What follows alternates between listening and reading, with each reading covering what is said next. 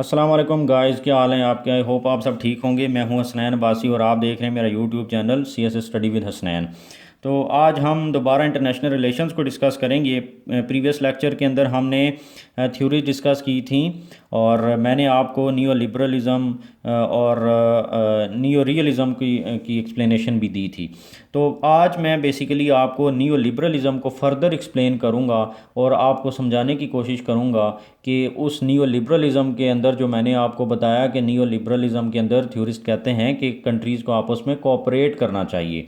मैं थोड़ा सा आपको रिकैप कराता हूँ कि नियो रियलिस्ट कहते हैं कि दुनिया के अंदर अनार्की है और उस अनार्की की वजह से हमें अपनी पावर बढ़ानी पड़ेगी ताकि हम अपना नेशनल इंटरेस्ट प्रोटेक्ट कर सकें।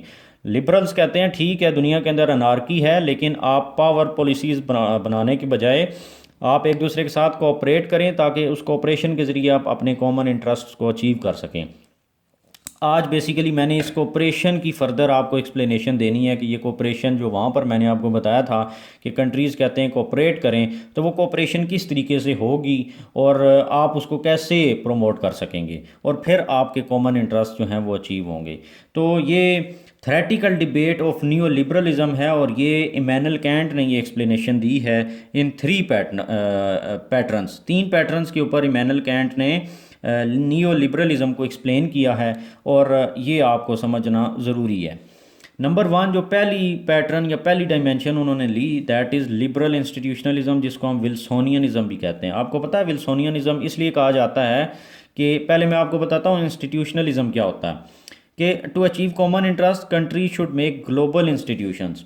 Liberal is international liberal institutionalism के अंदर इमैनुअल कैंट ने कहा कि कंट्रीज जो हैं, दुनिया जो है, इनको चाहिए कि वो इंटरनेशनल इंस्टीट्यूशंस बनाएं, ग्लोबल इंस्टीट्यूशंस बनाएं ताकि उनके अंदर वो मिल बैठकर अपने डिसीजन मेकिंग करें आने वाले वक्त के बारे में, मौजूदा जो प्रॉब्लम्स हैं दुनिया के अंदर उनके बारे में, और वो जो जितने भी उनके कॉमन इंटरेस्ट हैं वो उनको ताकि अचीव कर सकें।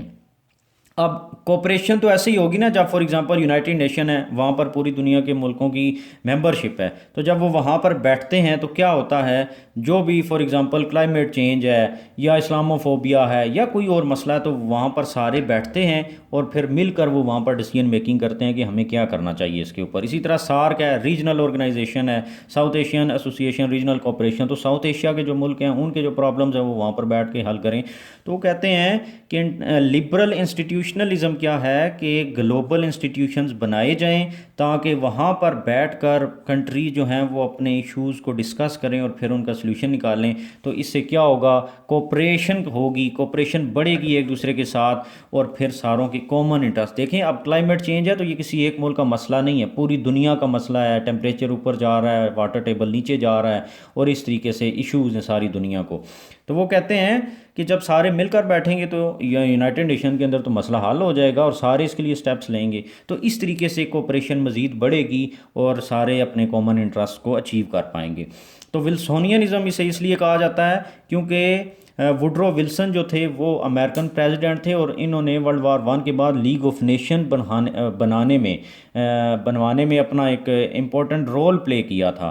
तो वो पहला एक इंटरनेशनल ऑर्गेनाइजेशन बनी थी जिसके अंदर यूरोपियन कंट्रीज़ को बैठकर वो मसला हल करने का मौका मिला था। तो इस वजह से सबसे पहला कॉन्सेप्ट बेसिकली वुड्रो विल्सन का था। तो इंटरनेशनल इंस्टीट्यूशंस के साथ जब विल्सोनियनिज्म इसलिए इसको कहा जाता है। Number two, liberal commercialism. उन्होंने कहा, इमैनुअल कैंट ने कहा कि दूसरा जो तरीका है, पैटर्न है नियो लिबरलिज्म को प्रमोट करने का या कोऑपरेशन का, दैट इज़ कमर्शलिज्म। अब वो कमर्शलिज्म क्या है, कहते हैं state should promote economic interdependence, free trade, free movement of people and good, rail road infrastructure. ये सारी चीज़ें जब होंगी तो पीपल टू पीपल कॉन्टैक्ट जो है वो बढ़ेगा, लोगों का कारोबार बढ़ेगा, कंट्रीज़ एक दूसरे के ऊपर डिपेंडेंट हो जाएंगे, तो आपस में कॉन्ट्रैक्ट्स करेंगे, एग्रीमेंट्स करेंगे, तो उससे क्या होगा, कॉन्फ्लिक्ट ख़त्म होंगे और पीस प्रमोट होगा। ठीक है, वो कहते हैं कि फॉर एग्ज़ाम्पल एक कंट्री ए है, वो कंट्री बी को रॉ मटेरियल एक्सपोर्ट करेगा, ये आगे करके उसको फिनिश गुड में कन्वर्ट करके बाकी दुनिया को एक्सपोर्ट करेगा। इसी तरीके से एक के पास टेक्नोलॉजी है, वो बाकियों को टेक्नोलॉजी देगा। एक के पास जो है वो नेचुरल रिसोर्सेज ज़्यादा हैं, तो वो बाकियों को देगा।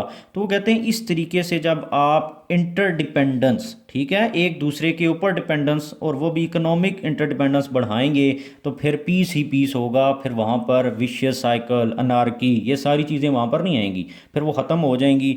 और फिर लोगों के दरमियान कोऑपरेशन मज़ीद बढ़ेगा।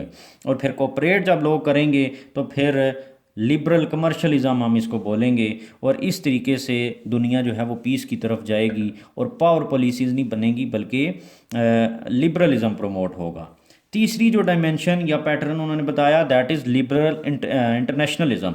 उन्होंने कहा कि दुनिया के अंदर जो पॉलिटिकल सिस्टम है वो बेसिकली सेम होगा, तो दरमियान में कंट्रीज़ के दरमियान में फिर इश्यूज़ नहीं रहेंगे। वहाँ पर कोई हिटलर नहीं आएगा, वहाँ पर कोई और ऐसे लोग नहीं आएंगे, प्यूटन नहीं होगा जो कि वन मैन शो नहीं होगा कि फॉर एग्ज़ाम्पल एक बंदा है मुल्क के ऊपर बैठ गया और ऑटोक्रेट बन गया या डिक्टेटर बन गया, और वो नियो रियलिस्ट सोच का है, वो रियलिज़म को प्रमोट करता है और वो दूसरे मुल्कों के साथ अपने नेशनल इंटरेस्ट को प्रमोट करने के लिए, अचीव करने के लिए जंगों को ज़्यादा वैल्यू करता है।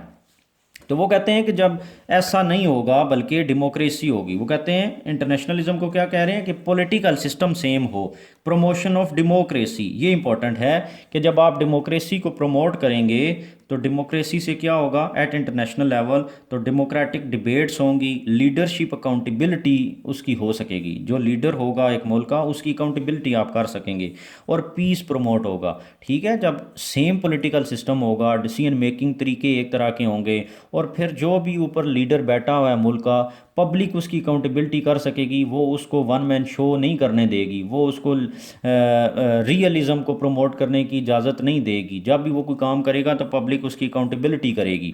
तो जब अकाउंटेबिलिटी होगी तो फिर क्या होगा, पीस प्रमोट होगा, वो अपनी मन मर्जी नहीं कर पाएगा, और उससे दुनिया के अंदर कोऑपरेशन बढ़ेगी और लिबरलिज़म फर्दर जो है वो उसका रिवाइवल होगा।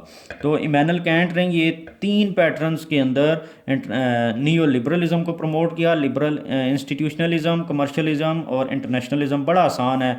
इंस्टीट्यूशनलिज्म का मतलब इंटरनेशनल लेवल पे इंस्टीट्यूशंस बनाए जाएं ताकि लोग मिल बैठकर अपने कॉमन इंटरेस्ट को अचीव कर सकें। कमर्शियलिज्म इकोनॉमिक इंटरडिपेंडेंस को बढ़ाएंगे, तो उससे क्या होगा, उनके दरमियान जो है वो एग्रीमेंट्स होंगे, एक दूसरे के ऊपर जो है वो डिपेंडेंट हो जाएंगे। तो फिर जब एक बंदा दूसरे पर डिपेंडेंट होगा तो फिर आपस में लड़ाइयाँ झगड़े नहीं होंगे। लिबरल इंटरनेशनलिज्म होगा तो एक पॉलिटिकल सिस्टम, डेमोक्रेसी आएगी दुनिया के अंदर, तो क्या होगा, लीडरशिप की अकाउंटेबिलिटी होगी और पीस प्रमोट होगा। तो उन्होंने कहा कि Kantian triangle of perpetual peace उन्होंने बनाकर बोला, समझाया। परपीचुअल पीस क्या है, दैट इज़ कंटिन्यूअस पीस जो है वो आ जाएगा दुनिया के अंदर। और वो कहते हैं कि ये तीनों चीज़ें एक दूसरे के साथ जुड़ी हुई हैं, इंटरनेशनलिज्म, कमर्शियलिज्म और डेमोक्रेसी। ये सारी चीज़ें जो हैं ये एक दूसरे के साथ जुड़ी हुई हैं, और ये तीनों चीज़ें होंगी तो दुनिया के अंदर जो है वो कोऑपरेशन भी होगा और लिबरलिज्म मज़ीद प्रमोट होगा।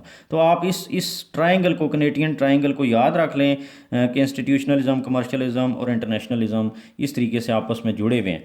तो ये था मेरा आज का लेक्चर। आई होप आपको पसंद आया होगा और समझ आया होगा। आपको अगर मेरे लेक्चर समझ आ रहे हैं तो मेरे चैनल को लाइक, सब्सक्राइब, शेयर ज़रूर करें, और फीडबैक अपना ज़रूर दें। अगर आप चाहते हैं कि मैं अपने लेक्चर्स के अंदर कुछ चेंजेस लाऊं, या आपको किसी डिफरेंट वे में अगर आपको समझना चाहते हैं तो मैं उस तरीके से आपको समझाऊं। आई होप आपको पसंद आया होगा। Thank you very much. अल्लाह हाफिज़।